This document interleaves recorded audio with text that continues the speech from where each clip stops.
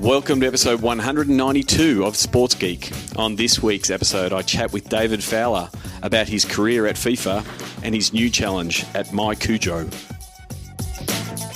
Welcome to Sports Geek, the podcast built for sports digital and sports business professionals.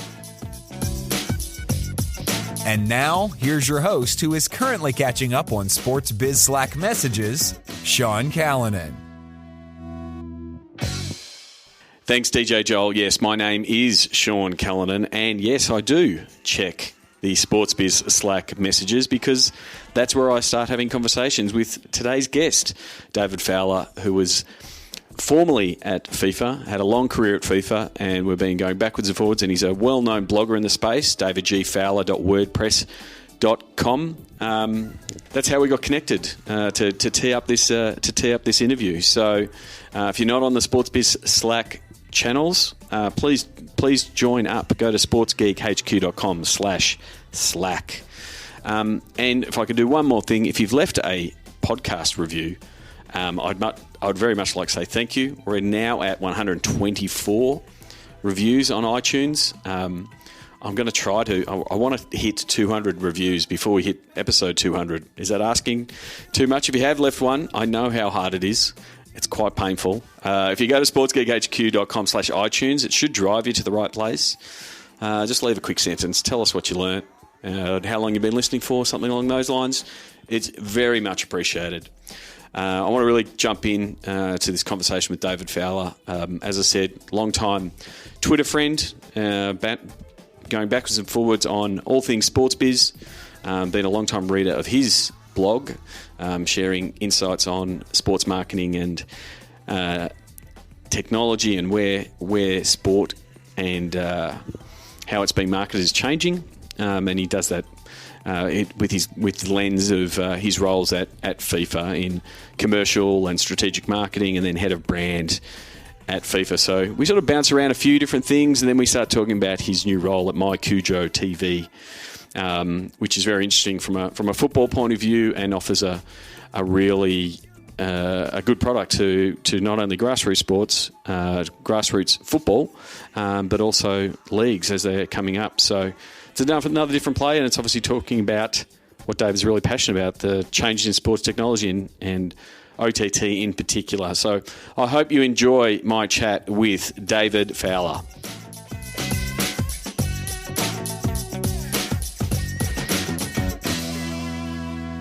Very happy to connect with this man. We've known each other for a long time via the internet. I know him as David G. Fowler on Twitter because that's how I've met him. He has been at FIFA for the last 15 years and now is the marketing director at My Cujo. David Fowler, welcome to the podcast. Hi, Sean. Great to be here. We were just talking off air. If people haven't yet changed the speed setting for Sports Geek, they might want to do it for this one. We've got an Australian and a Scotsman. So I think if they're on double speed, it'll be really tough. I'm going to speak very slowly, Sean, just to make sure that I'm understood. I often get that feedback from people, so I'm going to try my best. You and me both. Australians notoriously, I find it funny when people say they listen to me at double speed because I naturally talk fast. So kudos to those people. There is studies that say if you're one of the fast listeners that you listen more intently. So hopefully people are doing that. It's good to catch up. Like I said, we've known each other via the internet backwards and forwards. Your blog, your WordPress blog is one that I read and tweet out, David G. Fowler at wordpress.com, with your thoughts on sports marketing. So to get things started, take us back. Where did your career start? How did you find yourself in this space? I started I think the biggest change for me was taking a decision to do the CIES FIFA Master degree course in sports management. I took that decision back in 2004. I had been working in London for a few years as part of a sponsorship agency. Yep. And decided to try and open my eyes to what else existed out in the sports domain. And at that point, I took the decision to do that course, which took me on a very, very interesting journey. Most interesting because I met a great bunch of very curious fellow passionate sports industry, but not at that point, but soon to be sports industry professionals. And that really took me into FIFA. Through that course, I met several people at FIFA on field visits and doing various projects, and was kindly accepted through an interview process at FIFA by them, and then that actually started a 12-year journey where I went through the ranks at FIFA and on the commercial side, from sponsorship to research and comms, brand, and latterly commercial and brand strategy as the head of strategy and intelligence. So it was a great journey. So I mean, yeah. So it is like, and in internet years, they go faster than dog years. So we're talking like 2005 is when you started at FIFA in multiple roles around marketing and commercial, and FIFA is this massive global organisation, and you're working in that space as the world of digital and TV rights and the whole landscape starts to change. What was it like being in a big organisation that, had, the methods that it did, and it did very well, the traditional TV deals and signage and all of those things that are traditional sports marketing, and how the landscape started to change with digital and social? What was it like, inside the beast that is FIFA? Yeah, it certainly is a beast. There was a real appetite. There is a real appetite at FIFA to be a leader in the digital space, and that's I think that's something that we will see in the coming years bear fruit. Inevitably, FIFA and many big sports organisations are in some ways, in my view, victims of their own success. The old days of media-driven sponsorship deals where FIFA was very successful in the kind of early 2000s, bringing in big brands, and indeed convinced many big brands to sort of stay with them for longer-term durations, and that's somehow, that comfort zone somehow may have played its part in let's say, a lack of real appetite to evolve and innovate. And this is obviously not only a problem at an organisation like FIFA, but I think it's a very common problem across. But it is on that at that major event scale. I think FIFA with the World Cup, with the Olympics, having the 4-year cycles, you're not in the same position that the leagues that are still big, but they can be more nimble because they've got this year on year, week on week. Test and learn, try new things, but it's just a different scale when you get to that, FIFA Olympics. That it's really hard to say what's the next 4 years going to be like when you look at the rate of change that's coming through every single year. And we always, we've discussed previously that the lawyers and the rights holders and all of that are trying to catch up with the technology, and you're constantly playing catch up. No, I think you're spot on, Sean, because that's something that maybe it's not so related to size, that this challenge of innovation. But you look at an organisation like UEFA who have created this magnificent property called the Champions League, and that's actually their source of innovation and change, and that almost drives the organisation forward to experiment and reach new heights, and yeah, you're absolutely right. I think the problem is maybe less the size, although that plays a factor. It's actually this idea that in some cases organisations like FIFA and maybe the IOC, they don't have the benefit of regular week in, week out competition. So then when you get to your last role at FIFA and sort of that forward-looking role of strategy intelligence, how do you put that lens over, I guess, that landscape, in that you do have those 2-3 week windows where you do have the world's attention, and it is the whole world's attention, but it is that shorter time span. How do you try to put that, here's the things we're trying to do in that shorter space? Yeah, I think a lot of what kept us up at night was trying to actually expand the window through which our broadcast partners and our sponsors could activate, and this is really the challenge. And I think now for FIFA, the new FIFA, the challenge is now to bring in new properties to innovate and explore a 24/7, 365 approach, which has been talked about a lot by a lot of organisations, and this kind of position with one marquee competition happening every 4 years. That this will be the key to the next phase, I think, of development for FIFA, certainly, and finding that formula has been a long search. But I do believe that with some of the new initiatives that have been talked about quite publicly already and being discussed, from women's football to elite club football, youth competitions, and many other initiatives, I think there's definitely a chance for FIFA to kind of enter that week in, week out domain. Yeah, I mean that year round, I guess, cycle of not just being a winter sport or not just being a summer sport. It's what we're seeing the NFL trying to do in the US, and the NBA is trying to do the same, putting different properties in its off season to extend the life cycle. It just comes down to content, and FIFA does not lack for content. It's just a matter of how it gets framed and how it gets pitched into the different markets, so you can engage people 12 months, because the appetite's there. It's just a matter of how it gets framed for your fans.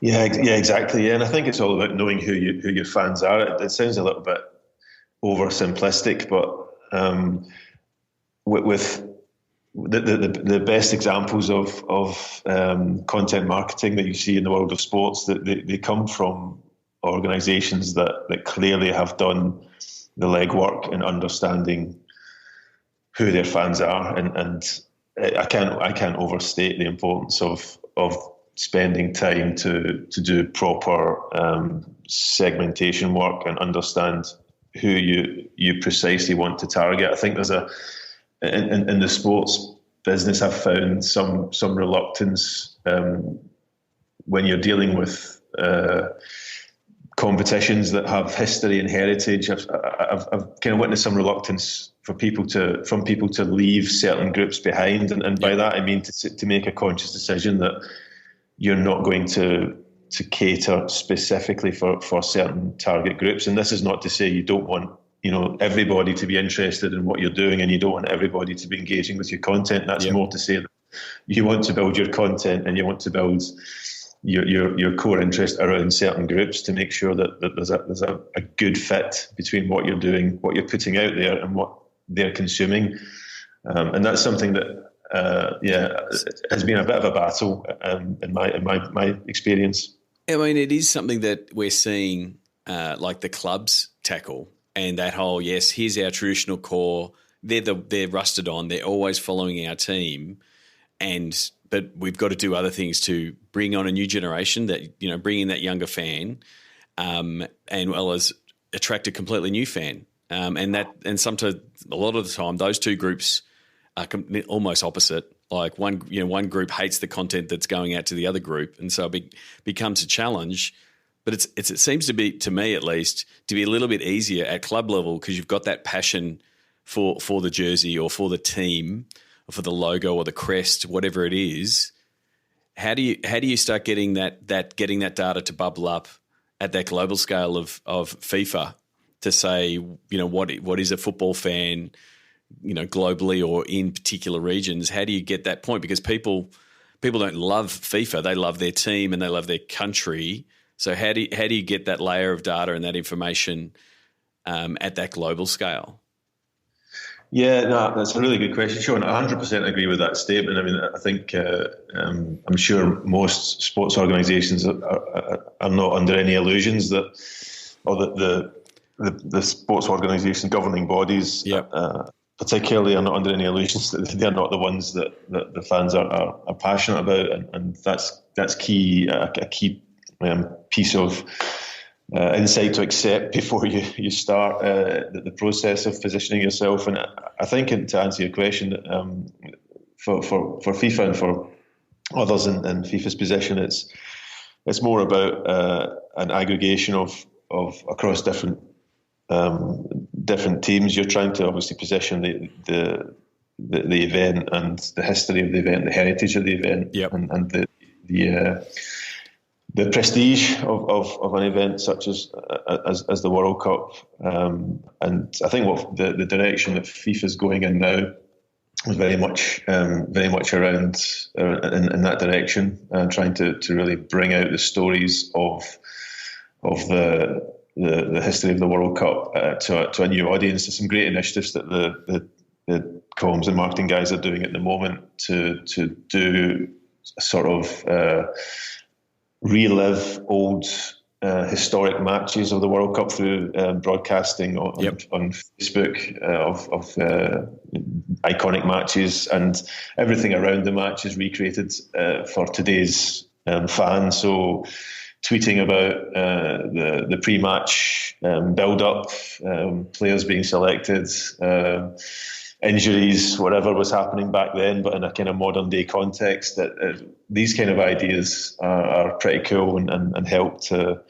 sort of engage and bring a new generation into the property and into content and content types that are shareable. So if it is a father sharing with a son or a nephew, or a mother remembering her grandfather talking about that game and then sharing it with her daughter, like that's what I mean. Like there's so much content there. It's just a matter of how does it get framed? Where does the OTT sit in this, on demand? I want to watch it now.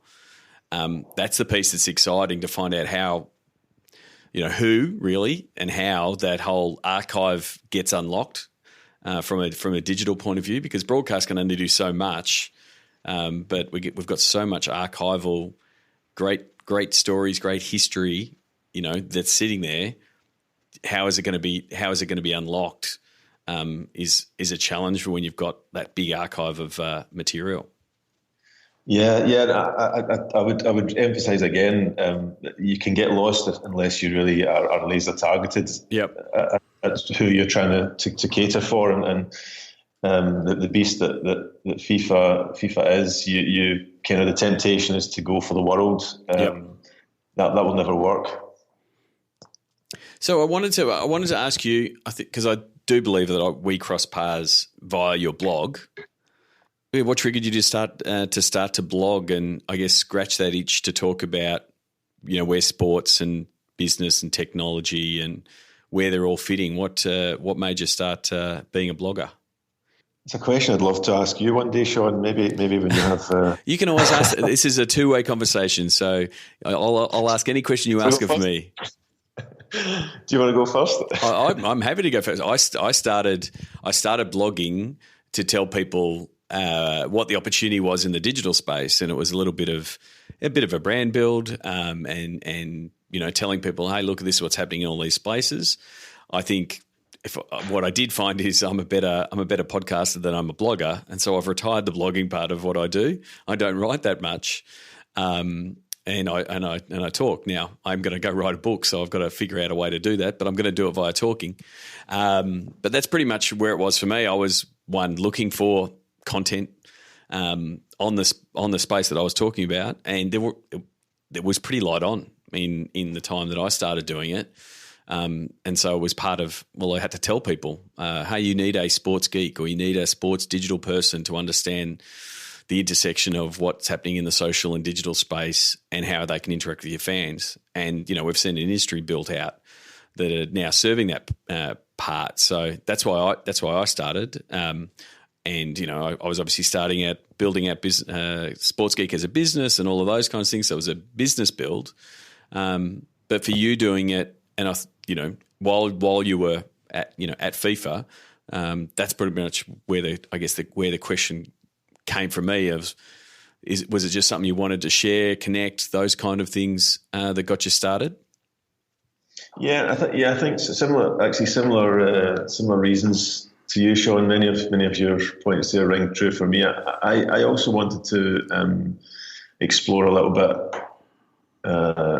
having a curious mind, what the next stage in my career could be. I wanted to sort of explore what topics that really interested me.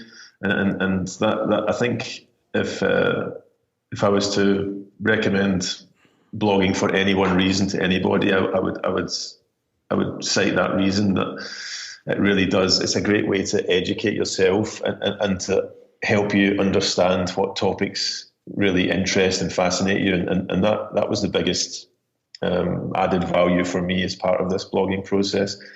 Obviously connecting with guys like yourself and people all around the world who slowly, I met another listener, and I don't know, previous guest, Baz Santa was a previous guest on your podcast. I know Baz. No, I haven't. But he came to one of our meetups, and we did not. Yes, I know Baz. Baz from what's AZ the team's Alkmaar. name? He's at AZ.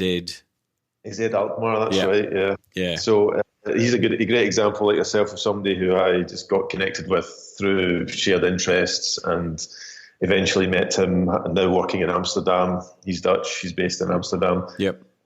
Nearby. Anyway, we met face to face for the first time. So last week. So it's been a great journey in that respect to connect with people all over the world, to share ideas, to exchange. I would highly recommend it.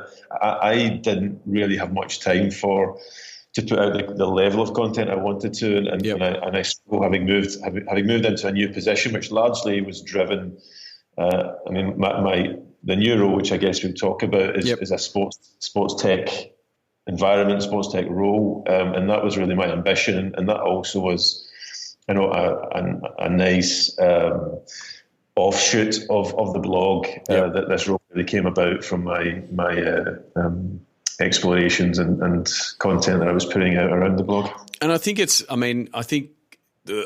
really good advice, and it's advice that I won't give now when I'm talking to people who are either in roles in sports, or people who want to get into sports, or even in my previous life as a geek. I'd employed this it's a tactic, if you want to call it, but it's a really good career one. If you want to, if someone wants, you can always send someone your CV, but if there is a weight of articles that are there or of your opinion, it's far more compelling than any CV. And then I agree with you. The ability to make connections with the Baz of the world, or the JW Cannons, or those kind of people, because you're connected.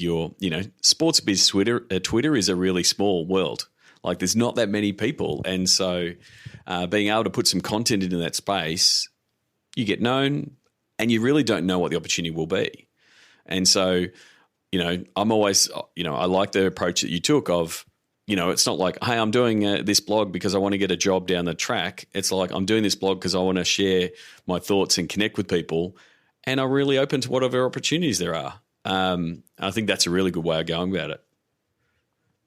Yeah, it's been a good experience. But, sadly, I don't have so much time at the current months, but hopefully. I completely understand. I can completely understand that. Like, when people say, how long you do the podcast, I'm like, when I talk to them, and then I do an intro, and then I go back to work. So I'm not just doing an hour a week to get the podcast out. You did mention there that you finished up at FIFA, so it was 12 years at FIFA. That's right. Yeah, 12 years. So three World Cups, or did you get? I did, yes. So I was just short of Russia, which was I think I feel slightly sad about not experiencing this cycle right to the end, having spent so much of my time preparing for Russia. But three World Cups, 3.5. Can we call it? That's a pretty good stint to be involved with 3 World Cups, and now you are marketing director of My Cujo. Tell us what My Cujo is, and what excited you about the role to come on board. Certainly, yeah. So My Cujo is a football streaming platform, principally for long tail content rights holders. So we serve the long tail of football, targeting anybody from local clubs, leagues, up to the top end of that market, which you would consider potentially a football confederation that has youth, women's, or futsal, beach competition that does not have a mainstream broadcast market. What excited me about My Cujo, there's a long list. I would say hovering somewhere high on that list would be the three letters OTT. Yep. I think it's going back to the blog, the excitement and buzz around this topic has been immense in the sports business. And although it's maybe easy to say those three letters and more difficult to explain what they actually mean, the streaming business was one that I was so curious about, and one that I was so determined to get my head around, given that much of the sports business is pivoting towards this area. So I think the company itself, My Cujo, is already quite well established. So I think while we still consider ourselves a kind of nimble startup in many ways, we're already 37 people. We have a network of people around the world. Most of us are based in Amsterdam.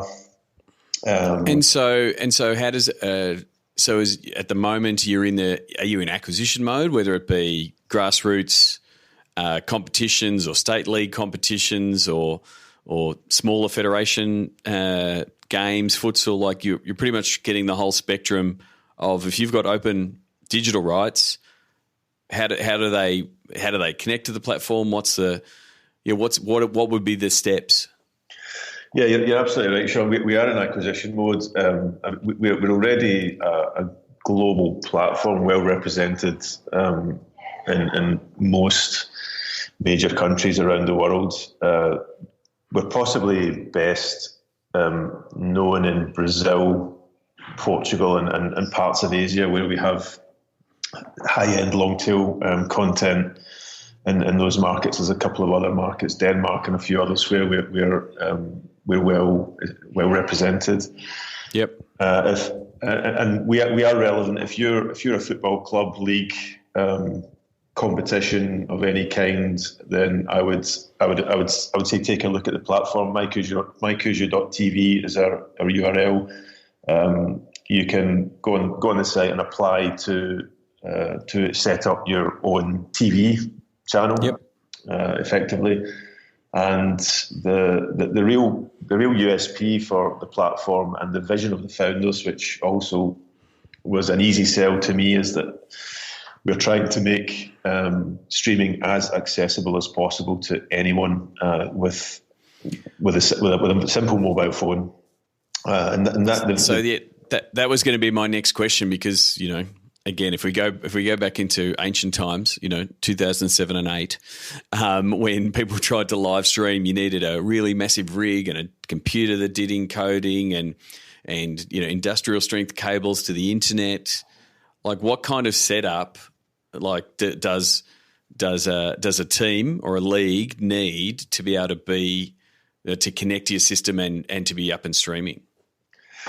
Yeah, so the basic tech that you need a mobile phone at a minimum. Obviously, some of our partners will have upscale and have multi-camera type setups. Exactly. Yep. And we have a dedicated broadcast app through which the stream is captured, and a studio functionality within that can through which you can edit the content, produce the content, so you can overlay graphics, you can tag highlights, goals, chances. So there's a kind of media management element to the platform as well. Okay. Yep. You can share that clipped or tagged content to social channels, scoreboards, tickers, clock. So there's a very much a kind of built for football by football feel to the platform. Whereas I think there's a lot of streaming platforms out there at the moment. There's none that I've seen that are actually built for football by people with a very intimate knowledge of the football business. So that's really what we see as a key part of the. And so what's the business model of My Cujo? Like what does success look like for you, and then for your rights, for your rights holders, for the clubs and the leagues and stuff that are getting on the platform, what's in it for them? What's the both sides of the equation? Yeah, so I guess on a basic level, the chance to connect with your audience, no matter how small niche they might be. On a larger level, there is a monetization opportunity, so shared revenue on advertising. We're an ad-funded platform. Yep. So shared revenue is the ultimate goal that we want to deliver for effectively for all of our partners. That won't be possible for some, obviously, on a lower scale, but it's very similar to YouTube. You put your videos up and you'll get enough views, you're getting some funds back. It's it's a well-known internet model, but the thing is the more important thing is that you're giving them the platform, but then as you get enough content, then you've obviously got options on how you might shape and repackage that content, up, and potentially be, like people talk, the Netflix of sports. You could be the Netflix of football, and people could pay. Yes, I'm willing to pay $5 a month to watch this whole smorgasbord of sports. That's potentially where it could go. Yeah. Yeah, there's actually the growth of possibilities are varied, and there is a real desire within the organisation, and already much investment is going in towards creating more of a community platform. Yep. And this is where we see the future. The platform is built currently for broadcast. It's a window to the world for the long tail of football.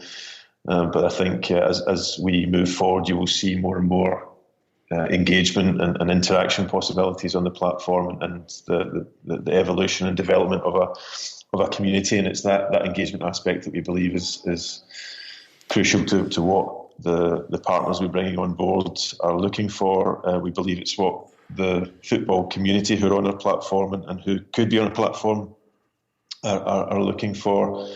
And yeah, so that's something that you'll see more and more from us. Well, I will after this interview. I'll make an introduction to the guys at Futsal Oz. I spoke at the Futsal Oz conference last year. They're doing really good things around, I guess, all the centres they're building.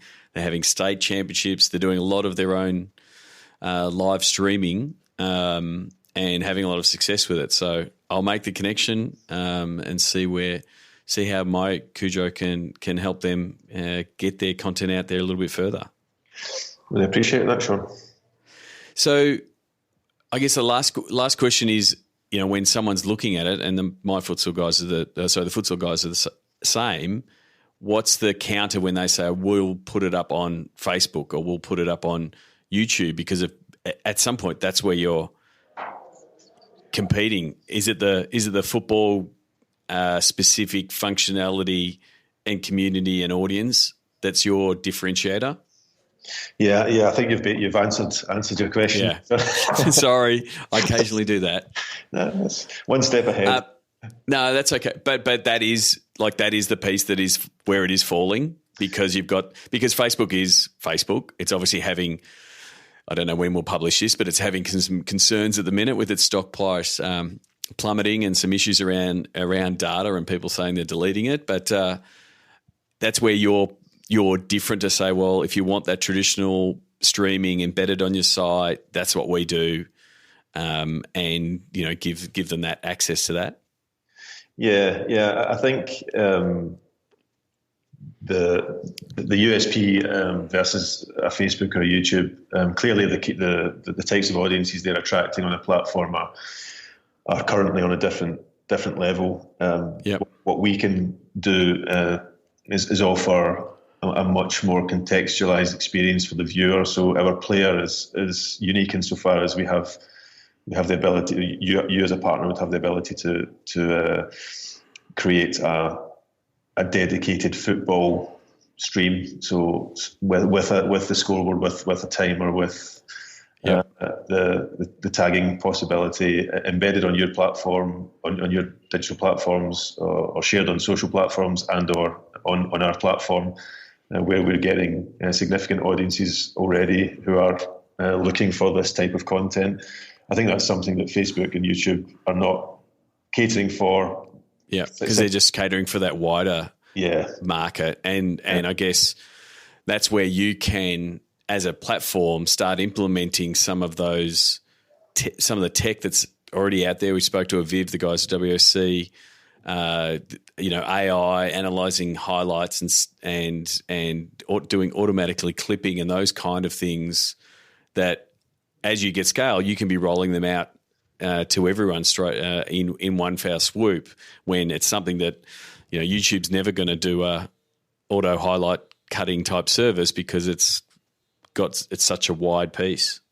Yeah, exactly. And that's where we feel we can add a lot of value to leagues and clubs across the world. Really, there's so much potential currently untapped, and we really are talking about a very broad range of content partners potentially, from, as I said, from the likes of the top confederations like the Asian Football Confederation, all the way down to you and I playing on a Sunday afternoon in our local pub team, and I guess that's where you probably get a sense of the community idea becomes more and more important, where this could become part of your football life, is the central part of your digital football identity and life, really. So this is something that you'll see, as I said, more and more from our side in the coming months on that aspect. And so that's your charge as marketing director to get that word out of what My Kuju can do, get it into the right people and get that conversation happening around it as a platform? Yeah, more or less. I think maybe in simple terms, my understanding of my remit here is really to bring in a kind of audience orientation to. Yep. The company has done a fantastic job to get on its feet with a sort of minimum viable product from a tech perspective, and now we need to think about who we're building it for. I think it goes a bit back to the whole audience segmentation and understanding piece that we talked about earlier. My job really is to start bringing their voice into the platform to make sure we build it for the audience, with the audience. Yeah, because, you'll have things like, because it's a live streaming product, what are the people that watch a full game? Who are they compared to the people that skim across and look for the highlights? They're a different segment. And out of that, products or shows or highlight shows, like there might be other products that come out of just your analysis of that data.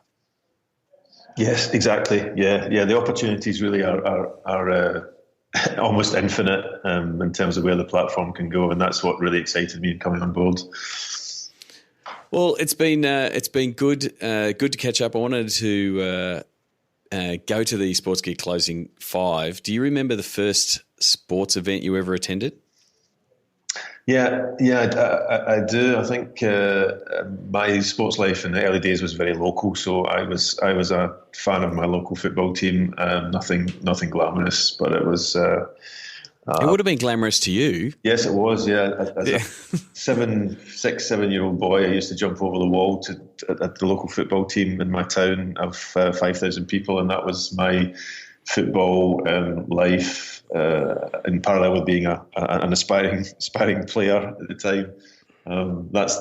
Those are my abiding memories, and it's funny that I come back to the long tail of football, and that's where it all started for me. That's good. You would have attended a few sports events in your time, especially with FIFA and multiple World Cups, and maybe in different parts of the world. Do you have a favourite food memory at a sports event? Yeah, I'm actually getting used to the bitter balls from Holland. I was lucky enough to attend a match here, and they are something special. Describe them, because I have no idea what you're talking about. Yeah. What exactly are they? I'm not even sure I know what I'm eating, Sean, to be honest. I think they're kind of like fried deep fried balls with some kind of cheesy, starchy. Okay, Phil. I'm so glad you said cheese and starchy. I don't know if other listeners are thinking the same thing. All I've got is visions of Chevy Chase in Funny Farm. For the people that know that, Google that and the record that he obtained. I was getting a bit worried. They do sound delicious now that I know what's in them. Yeah. What's the first app you open in the morning? Feedly, probably on your recommendation. I think I think it was you who got me onto Feedly. Would that be possible? Is that something? No, I might have mentioned Feedly. I've used Feedly before. I think other people have mentioned Feedly. Yeah. I'm a Nuzzle for news, and I've just started using Refined. Okay, I'll look that up. Refined's really good in that it's a bit the same as Nuzzle, but it creates a whole bunch of lists around topics and people you follow. I'm finding those good. They're not the first app I open in the morning, but they're good news resources. But yeah, I think you're one of the first that goes to Feedly as opposed to I want to get my news somewhere else. But that's fine. Like I said, there's no wrong answers. Is there someone that you follow that you would like to recommend to the podcast listeners, and why you'd recommend them? Yeah, I enjoy the comments of Luis Vicente, who I think formerly worked with Man City and Valencia in the football world, and now, in fact, is doing some work at FIFA. I enjoy his sometimes in-depth commentary on all things sports business, and follow him quite. So where are you following him? On what channels? LinkedIn and Twitter, I find him mostly. Do you know what his handle is off the top? Because people are probably rewinding the podcast to catch his name again. I don't, Sean. I don't. You might. That's okay. So we'll get it, and we'll put it in the show notes. Great. And there'll be a note. There's now a note for Jolie to check the show notes and make sure we get the correct Twitter handle. Last but not least, what social media platform is your MVP? And so normally I'm going to ask it normally ask it twice. I'm going to ask it three ways. What was the MVP for FIFA? What's it for Mike Cujo? And what's it for you personally? Okay. Me personally, I'm kind of gravitating more and more to LinkedIn, and yep. I don't know why. I just feel, my interest in picking up sports biz news, that's my number one social media usage. I've said it before. I think LinkedIn is, like the last 2 years, they've done a really good job of, I guess, cleaning up, and they've tweaked their algorithm to bubble up better content. I think they've done a better job. Like the feed is actually more useful, and we don't have the overall, the white noise that Twitter sometimes can be, and the constant changing of what Facebook might be. If you want sports business, LinkedIn's the place to go. I completely agree. Yeah, and I think on the FIFA side, I'd probably say Instagram. There was some cool stuff being done on the platform by the digital guys. I think the lifespan of FIFA on Instagram is fairly short currently, but I think that's the platform to watch, in my opinion. We'll see. And that's what everyone said over the last 18 months, that the engagement on Insta, both on the feed product and the stories product, because they're two different products, are going gangbusters. So yeah, I'm not surprised, and you're also probably starting from a point of it didn't have a major attention, and so as your digital team puts more attention into it, it gets more momentum. Yeah. I think on the MyCujo side, I'm going to say Slack for very different reasons. For internal reasons, we use Slack as an internal community tool to really share information. So it's not from an external perspective, but it's highly valuable to get to know colleagues, get to know what people are thinking, to respond and interact quickly with colleagues. Are you all geographically in the same place, or is it across borders? Across borders, yeah. Most of us are in Amsterdam, and we're still fairly small, but there are people in Portugal, Brazil, Asia. So yeah, we're also dispersed in a way, so there is a lot of value to Slack in that respect. That's why it works. That's why the Sports Biz Slack works. That's where you reached out to me and said, "Yep, let's do that podcast we were talking about." Slack's amazing, and both of that internal comms. I'd be really interested to see if, sort of like the way we've done Sports Biz Slack, if if there's that community piece where Slack fits in that wider community piece. Their free model means you lose the messages, but does it fit or in that wider community piece, and whether they're going to play in that space or whether they're going to stay in the we're an internal comms tool, because there's a lot of people using it the same way I'm using it for Sports Biz Slack to say, here's a wider community, let's all let them talk. I'm a massive fan of Slack.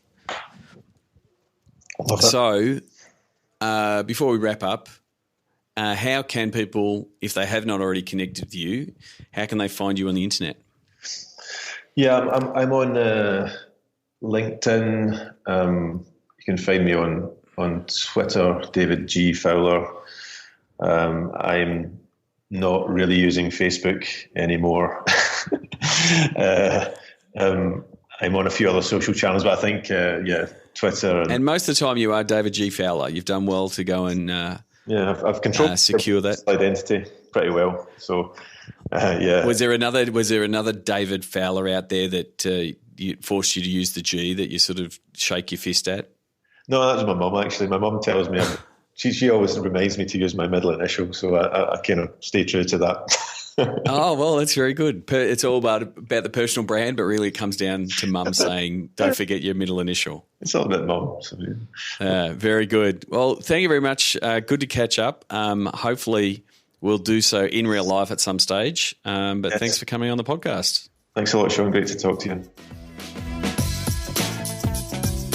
Download our Facebook campaigns guide at sportsgeekhq.com/FB campaigns. Thanks again to David Fowler. That's David G. Fowler, Fowler. And if you want to catch up on some of the things that he did blog in his time at FIFA, go to davidgfowler.wordpress.com and you'll be able to catch up with him. He's also a member of our Sports Biz Slack. So if you've got a question, like I did, send him a message or ask him in the digital channel and what he thought. And if you want to follow up on either his time at FIFA or on My Cujo TV.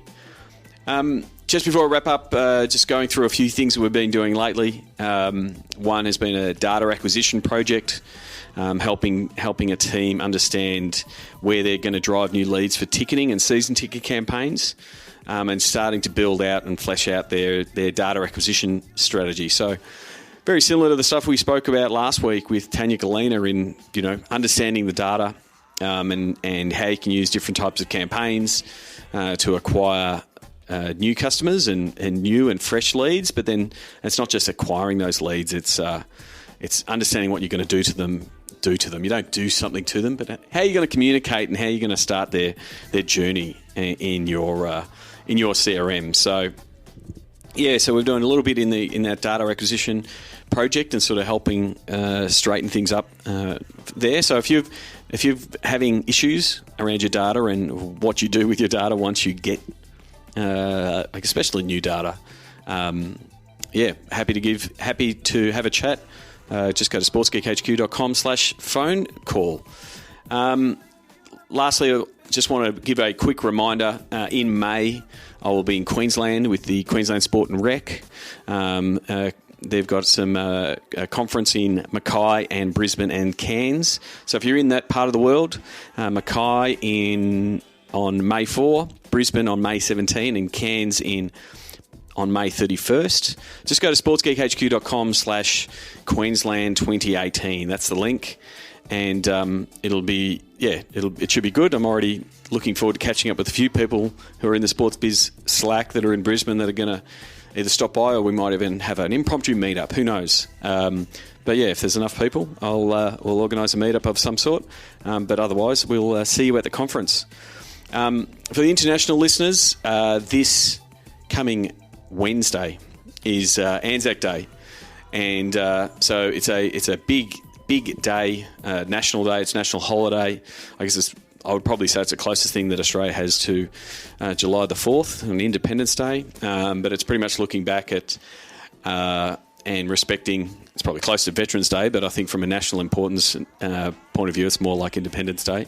Looking back at what our veterans had given and the sacrifices they'd made in the wars. So it's a really big day in the AFL and the NRL calendar with big games. I'll be there.